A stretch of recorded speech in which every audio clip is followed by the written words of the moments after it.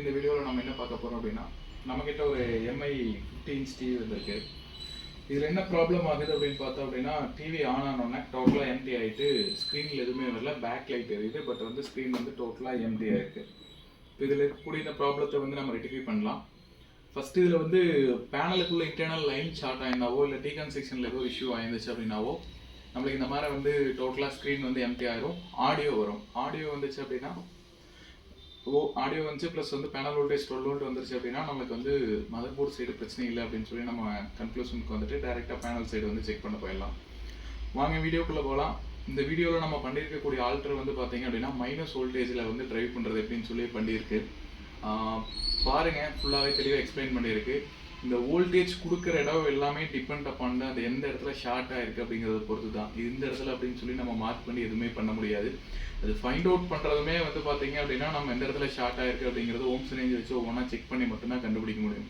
பர்டிகுலராக இந்த இடத்துல மார்க் பண்ணி நம்ம வந்து ஒவ்வொரு பேனலுக்கும் ஒவ்வொரு மாதிரி வருது. சில பேனலுக்கு வந்து ஆப்போசிட் சைடில் வருது, சிலது 4 ட்ராக் மட்டும் ரிமூவ் பண்ண வேண்டியது வருது. அதனால் வந்து எந்த இடம் அப்படின்னு நம்ம பண்ணியிருக்கிறத காமிக்க முடியும், ஆனால் அது உங்கள் பேனல்லையும் அதே இடத்துல தான் ஷார்ட் ஆகிருக்கணும் அப்படிங்கிற இது கிடையாது. அதனால் இது செக் பண்ணி மட்டும்தான் ஃபைண்ட் அவுட் பண்ண முடியும். வாங்க வீடியோக்குள்ளே போகலாம். அது எல்லாமே நான் உங்களுக்கு எப்படின்னு சொல்லி எக்ஸ்பிளைன் பண்ணுறேன். இதனோட மாடல் நம்பர் பார்த்தீங்க அப்படின்னா L50m6-ES. இதுதான் இதனோட மாடல் நம்பர். இப்போ இதில் வந்து பார்த்தோம் அப்படின்னா மதர் போர்ட் ப்ளஸ் வந்து எஸ்எம்பிஎஸ் போர்டு ரெண்டுமே வந்து செப்பரேட்டாக இருக்குது.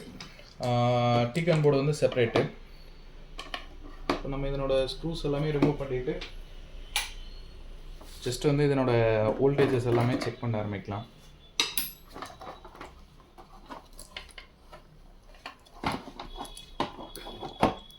அதே மாதிரி இதில் வந்து பார்த்தீங்க அப்படின்னா இதில் வந்து கெப்பாசிட்டர் எல்லாத்துலேயுமே வந்து அரௌண்டு 340 வோல்ட் அந்த மாதிரி நிற்கும். நம்ம வந்து தெரியாமல் ஏதோ ஒரு இடத்துல கை வச்சிட்டோமோ இல்லை ஏதோ ஒரு ஷார்ட் ஆகிடுச்சு அப்படின்னா டிசி வோல்டேஜ் கண்டிப்பாக ஹை வோல்டேஜாக இருக்கும். அதனால் வந்து என்னோடய ரெக்கமெண்டேஷன் என்ன அப்படின்னா, எக்ஸ்பீரியன்ஸ் இல்லாதவங்க இந்த டோரவே வந்து ஓப்பன் பண்ணாதீங்க.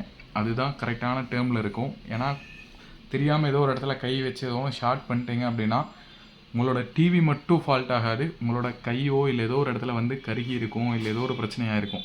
கொஞ்சம் எக்ஸ்பீரியன்ஸ் இருக்கிறவங்க மட்டும் இதை ஓப்பன் பண்ணி வேலை பண்ணுறதுக்கு ட்ரை பண்ணுங்கள்.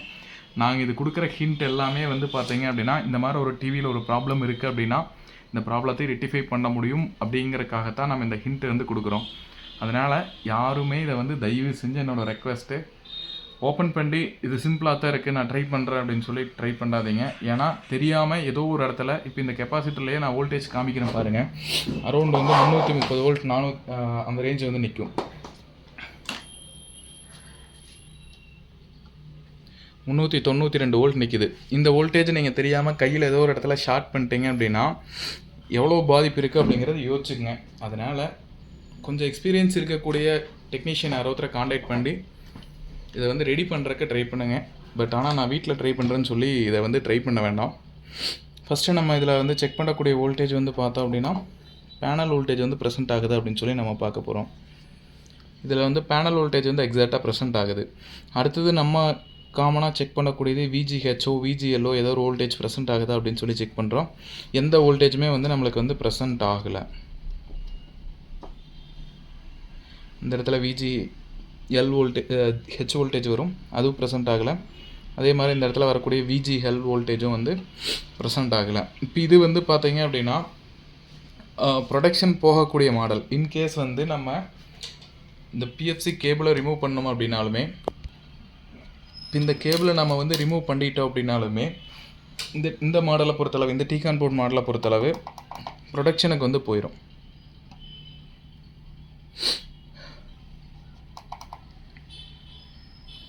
வோல்ட் ப்ரெசென்ட் ஆயிடுச்சு. ப்ளஸ் வந்து நம்மளுக்கு இந்த இடத்துல VGH வோல்டேஜோ VGL வோல்டேஜோ எதுவுமே வந்து ப்ரெசென்ட் ஆகலை. அதனால் இது வந்து பேனலில் வந்து எந்த ஷார்ட் எதுவுமே இல்லை அப்படின்னா மட்டும்தான் ப்ரொடக்ஷனுக்கு போகாது, ஆன் ஆகும். இப்போ இந்த மாதிரி மாடலில் நம்ம பேப்பர் மெத்தட் ஏதோ ஒன்று ட்ரை பண்ணோம் அப்படின்னாலுமே இதில் வந்து ப்ரொடக்ஷனுக்கு தான் போகுமே தவிர நம்மளுக்கு வந்து டிஸ்பிளே வந்து வராது. இப்போ அதனால் நம்ம என்ன பண்ணுறோம் அப்படின்னா இதில் இந்த சிகேவி லைன்ஸுக்கு வந்து பார்த்தீங்க அப்படின்னா நம்ம எந்த சைடு வந்து கட் பண்ணோம் அப்படின்னாலும் பிரச்சனை. அதாவது ட்ராக்கை கட் பண்ணிட்டோம் அப்படின்னா மறுபடியும் ஜாயின் பண்ணுறது வந்து கொஞ்சம் இஷ்யூ. அதனால் நான் இதில் என்ன மாடிஃபை இது பண்ணியிருக்கேன் அப்படின்னா,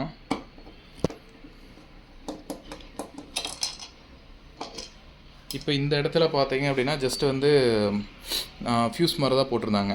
அதனால் வந்து நான் இந்த ஃபியூஸ் எல்லாத்தையுமே ஃபஸ்ட்டு ரிமூவ் பண்ணிட்டேன். நான் இந்த சைடு ரிமூவ் பண்ணப்போ எனக்கு வந்து இமேஜ் வந்து வரல.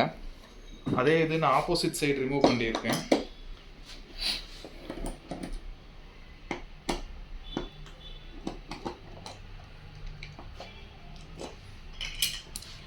இப்போ இந்த சைடு ரிமூவ் பண்ணப்போ எனக்கு வந்து பார்த்தீங்க அப்படின்னா இமேஜஸ் வந்து வருது.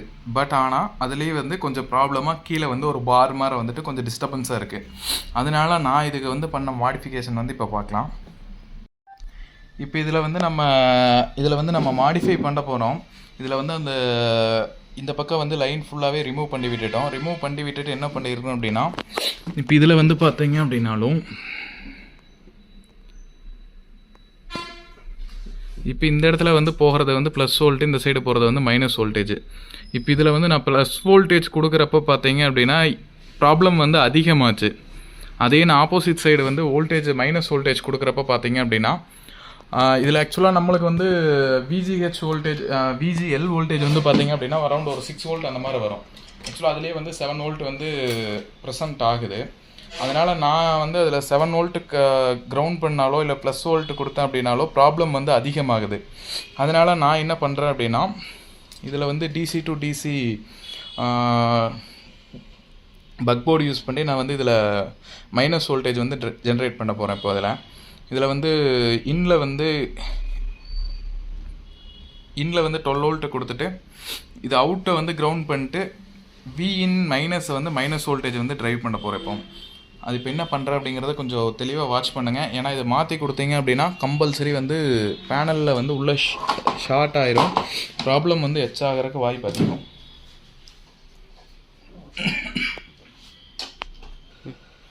இப்போ இதில் வந்து நம்ம வந்து பண்ணியிருக்க ஆல்ட்ரேஷன் வந்து பார்த்திங்க அப்படின்னா பேனல் வோல்டேஜிலிருந்து 12 வோல்ட் எடுத்துட்டோம். அதை கொண்டு போய் மைனஸ் வோல்டேஜில் வந்து கிரவுண்ட் பண்ணிட்டு இன்னில் வந்து பார்த்திங்க அப்படின்னா அரௌண்டு ஒரு 10 வோல்டேஜ் வந்து நம்ம இதில் கொடுத்துருக்குறோம். இதில் அந்த மாதிரி 10 வோல்ட் கொடுக்குறப்ப வந்து பேனலில் வந்து எந்த விதமான டிஸ்டர்பன்ஸ் இல்லாமல் -10 வோல்ட் கொடுத்துருக்கோம். பேனலில் வந்து எந்த விதமான ப்ராப்ளமும் இல்லாமல் நம்மளுக்கு வந்து இமேஜ் வந்து தெளிவாக கிடைக்குது.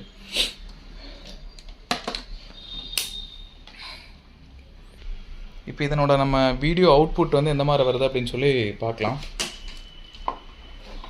இதில் வந்து வீடியோ அவுட்புட் வந்து பார்த்தோம் அப்படின்னா எந்த விதமான டிஸ்டர்பன்ஸ் இல்லாமல் இமேஜ் வந்து பக்காவாக வருது. ஃபஸ்ட்டு நான் அந்த ஒரு வோல்டேஜ் மட்டும் எடுத்து கொடுக்காமல் இருந்தப்போ பார்த்தீங்க அப்படின்னா இந்த இடத்துல வந்து பார் மாதிரி வந்துட்டு டிஸ்டர்பன்ஸ் வந்துச்சு மைனஸ் வோல்டேஜ் கொடுக்குறதுக்கு முன்னாடி. இப்போ நான் அந்த மைனஸ் வோல்டேஜ் கொடுத்ததுக்கப்புறம் வந்து பார்த்தீங்க அப்படின்னா இந்த பாரும் டோட்டலாக ரிமூவ் ஆகி நம்மளுக்கு இமேஜ் வந்து தெளிவாகவே வந்து ப்ரெசென்ட் ஆக ஆரம்பிச்சிச்சு. இது போன்ற வீடியோ வேணும் அப்படின்னா சப்ஸ்கிரைப் பண்ணுங்கள். சர்வீஸ் சப்போர்ட் வேணும் அப்படின்னா நம்பர் கொடுத்துருக்கு, வாட்ஸ்அப் பண்ணுங்கள். முடிஞ்ச அளவுக்கு எவ்வளோ குயிக்காக வேணாலும் நாங்கள் ரெஸ்பான்ஸ் பண்ணுறோம். Thank you.